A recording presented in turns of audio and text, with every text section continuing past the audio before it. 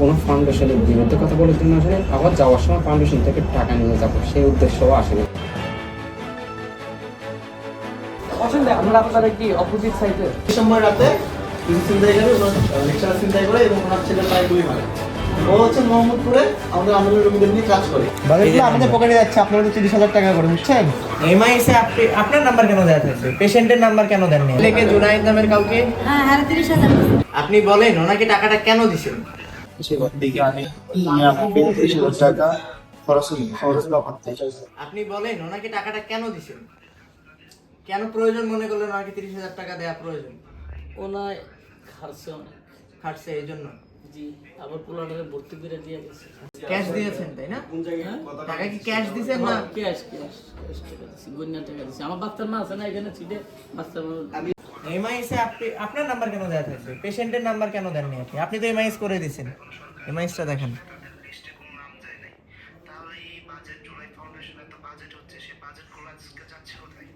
বাজেটগুলো আমাদের পকেটে যাচ্ছে, আপনারা তো 30,000 টাকা করে, বুঝছেন? ডিসেম্বর রাতে কিছু ছিনতাইকারী ওনার লেকচার ছিনতাই করে এবং ওনার ছেলে প্রায় গুলি মারে। আচ্ছা, এরপরে উনি এখানে হচ্ছে চিকিৎসা নেয়। তো এর মধ্যে ওর সাথে দেখা হয়। ও হচ্ছে মোহাম্মদপুরে আমাদের আন্দোলনের রোগীদের নিয়ে কাজ করে, এই পরিচয় দিচ্ছে। এর আগেও ফাউন্ডেশনে গিয়ে অনেক ঝামেলা করছে, হ্যাঁ, ভুলভাল ভিডিও ছড়াইছে আমাদের নামে।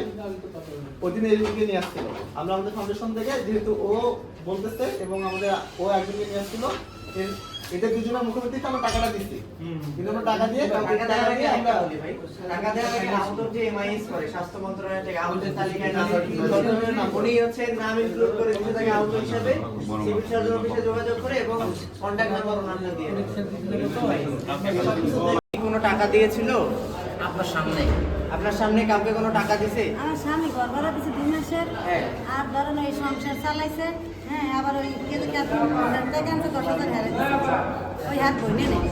আর কোনো ব্যক্তি আর কোনো ব্যক্তিকে টাকা দিছে? কোনো ছেলেকে জুনায়েদ নামের কাউকে? হ্যাঁ হ্যাঁ 30,000 দিছে। কেন কেন দিছে কেন? আর 50,000 চাইছিল।